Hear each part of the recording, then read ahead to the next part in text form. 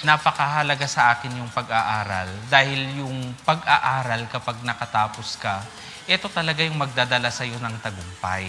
Ito yung tanging yaman na sabi ng mga magulang ko na hindi mananakaw ni naman.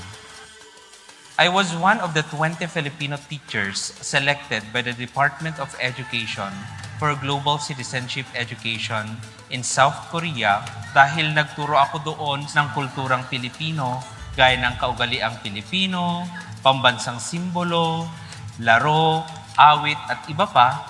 Nagkaroon ako ng guilt sa sarili ko at napagtanto ko ang aking pagiging makabayan.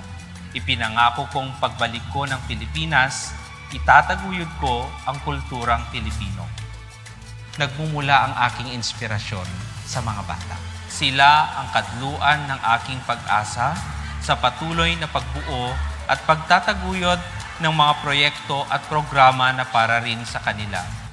Talagang pinanindigan ko yung panatang makabayan. Ialay ko ang aking buhay, pangarap, pagsisikap sa Diyos at bansang Pilipinas.